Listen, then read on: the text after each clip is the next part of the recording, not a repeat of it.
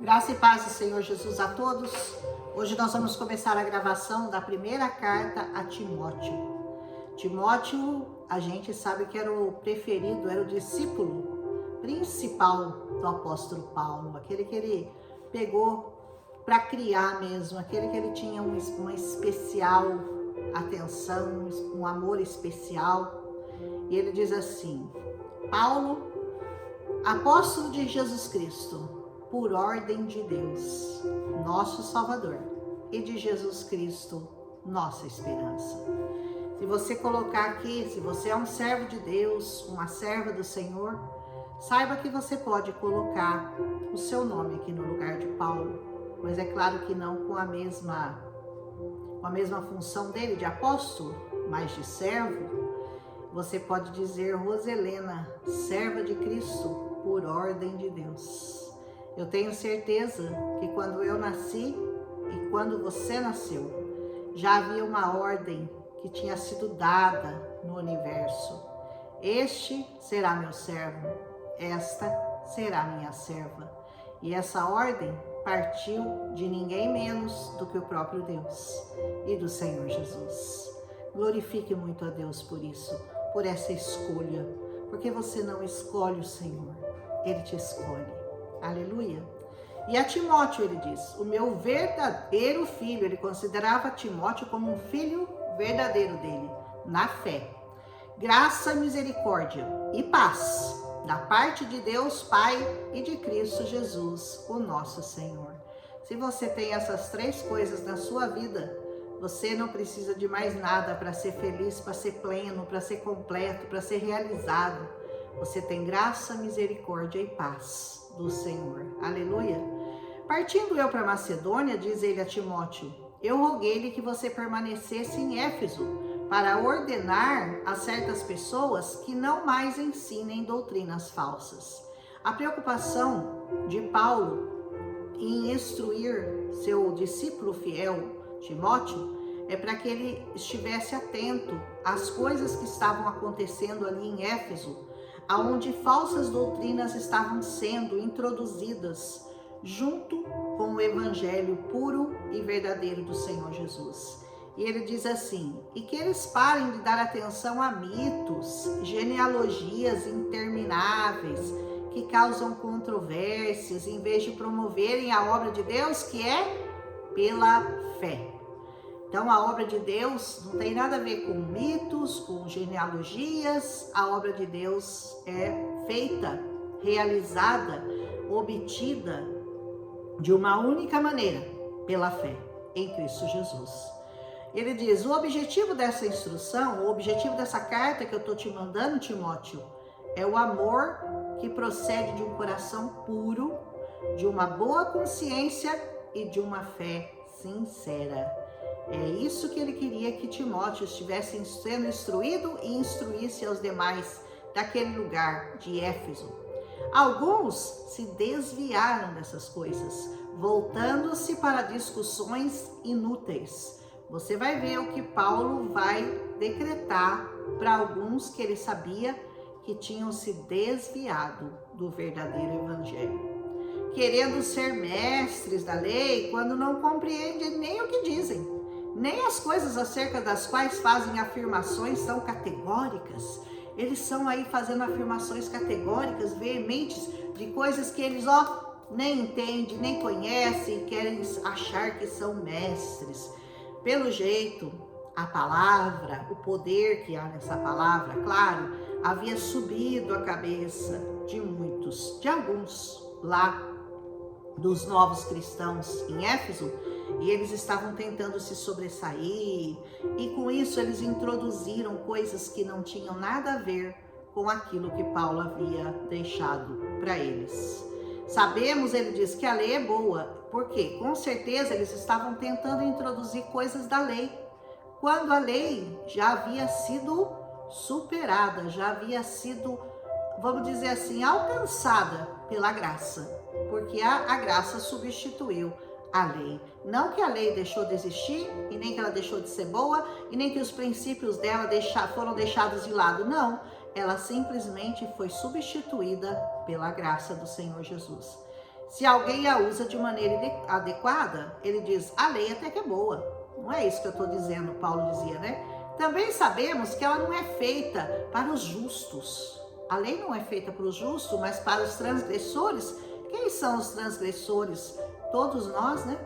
E os insubordinados, para os ímpios, para os pecadores, ou seja, para todos, para os profanos, para os irreverentes, para os que matam pai e mãe, para os homicidas, para os que praticam imoralidade sexual, os homossexuais, para os sequestradores, para os mentirosos e os que juram falsamente, e para todo aquele que se opõe à sã doutrina. A lei foi feita para todos esses, Essa sã doutrina se vê no glorioso evangelho que me foi confiado, o evangelho do Deus bendito. A sã doutrina, essa que foi feita para todos esses, e cujo evangelho havia sido confiado a Paulo, ele diz assim, esse evangelho é bendito para sempre. Dou graças a Jesus Cristo, nosso Senhor, que me deu forças e me considerou fiel, designando-me para o ministério. A mim, que anteriormente eu fui um blasfemo, eu fui um perseguidor, eu fui um insolente, mas eu alcancei misericórdia, porque eu o fiz por ignorância e na minha incredulidade.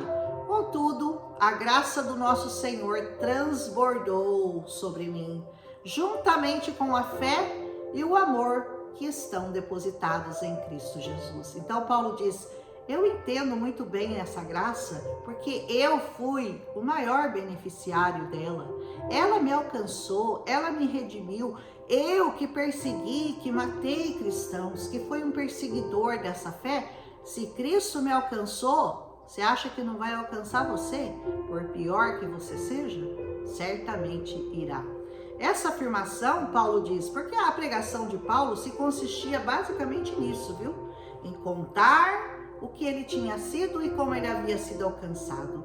Que ele estava perseguindo a igreja e que quando ele estava na estrada de Damasco, ele caiu do cavalo, ele viu aquela luz, ele ouviu a voz do Senhor, ele ficou cego e a partir dali ele começou a pregar a Jesus Cristo com todas as suas forças. Ele deixou de ser um perseguidor para ser um perseguido. Ele deixou de ser um acusador para passou a ser um acusado, um procurado pela justiça por causa da sua fé em Cristo Jesus. Então, aquele que matava passou a ser procurado para ser morto. A verdadeira pregação de Paulo sempre consistiu nisso, em contar como ele foi alcançado e como ele era o pior de todos e mesmo assim ele foi alcançado para que ninguém perdesse a esperança. Porque se serviu para ele, se a graça o alcançou, alcançaria certamente a você e a mim também. E ele diz, essa afirmação é fiel e digna de aceitação. Cristo veio ao mundo para salvar os pecadores, dos quais eu sou o pior. Mas por isso mesmo eu alcancei misericórdia, para que em mim, o pior dos pecadores, Cristo Jesus demonstrasse toda a grandeza da sua paciência, usando-me como um exemplo para aqueles que nele haveriam de crer para a vida eterna. Paulo dizia, se ele me alcançou, eu que era o pior, então certamente ele vai alcançar a você também. Aleluia! Ao Rei Eterno, ele diz, ao Rei Eterno, ao Deus único, imortal e invisível, sejam honra, glória para todos sempre. Amém. O nosso Rei é eterno, o nosso Rei é único, nosso Rei é imortal, nosso Rei é invisível. Ele vive, ele reina para todos sempre. Aleluia. Timóteo, meu filho, dou-lhe essa instrução segundo as profecias já proferidas a seu respeito, para que, seguindo-as, você combata o bom combate. Aquele mesmo combate que Paulo combatia, ele esperava que Timóteo, como escolhido, como eleito, através das profecias que já haviam sido proferidas sobre a vida dele, ele também aprendesse a combater esse bom combate, mantendo a fé e a boa consciência, que alguns rejeitaram e por isso naufragaram na fé. E ele vai dar o nome de quem fez isso, de quem rejeitou e naufragou na fé. Entre eles, Himeneu e Alexandre, os quais eu entreguei a Satanás para que aprendam a não blasfemar. Que sentença terrível, né? Para Himeneu e Alexandre. Aí você vai falar, nossa, o próprio Paulo, que pregava o amor, a misericórdia, a graça, o perdão em Cristo Jesus, entregou esses dois a Satanás? Sim, ele fez isso. Então, você por aqui chega a uma conclusão terrível, terrível, uma conclusão que não há como você não entender isso, que aqueles que são aparentemente os piores, né? Os blasfemos, os sequestradores, os homicidas, os que matam pai e mãe, não, eles ainda têm o direito, eles ainda têm a possibilidade de serem salvos e alcançados pela graça. Mas esses aqui, porque já haviam sido alcançados pela graça, não tinham mais essa possibilidade. Por isso, é muito sério o que você recebeu do Senhor Jesus. Porque está em menor risco aquele que é um mentiroso, um trapaceiro, um imoral sexual, um homossexual, de qualquer outro tipo. Está com menos, tem menos condenação, tem mais possibilidade de salvação do que aquele que já conheceu a misericórdia de Deus e a deixou e a abandonou por doutrinas falsas, por ensinamentos falsos, por crenças hereges.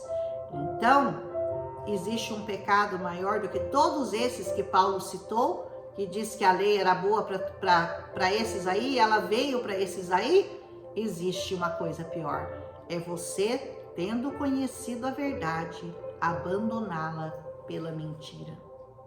Aí, o que vai acontecer é que você vai ser entregue a Satanás, como Paulo fez com Himeneu e Alexandre. Pensa muito bem na responsabilidade que está nas suas mãos. Você que já confessou o Senhor Jesus, você que já entregou a sua vida ao Senhor Jesus, você que já deu testemunho dessa palavra e de repente você passa a ser um herege, você passa a ser aquele que naufragou na fé. Para esse, a condenação é maior. Infelizmente, e é o que está escrito aqui, né?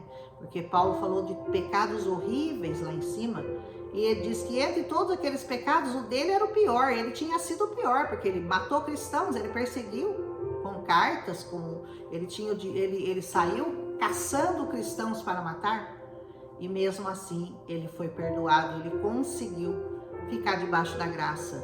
Mas esses aqui, que depois de terem conhecido a graça, a abandonaram, para eles não havia mais como serem perdoados. Por quê? Porque seria necessário que Jesus morresse de novo por eles? Não é verdade? Para eles se arrependerem novamente? Jesus não fará isso. Amém? Jesus morreu uma vez por todos os pecadores. Então todos têm o direito de arrependimento, todos têm direito à salvação, todos têm direito à vida eterna. Mas uma vez que você o conheceu e você o deixou, você blasfemou, você enlameou o nome do Senhor Jesus, para você as esperanças caem vertiginosamente. Aleluia! Que você medite sobre isso, a você que já confessou Jesus, a você que já segue ao Senhor Jesus na sua vida, no seu coração. Tome muito cuidado para nunca naufragar na fé. Amém? Um abraço e até amanhã. Se você gostou, deixa seu like. E amanhã nós continuamos a primeira carta aos Timóteos, primeira Timóteo são 6 cartas, e depois nós vamos para a segunda Timóteo. Um abraço e até amanhã.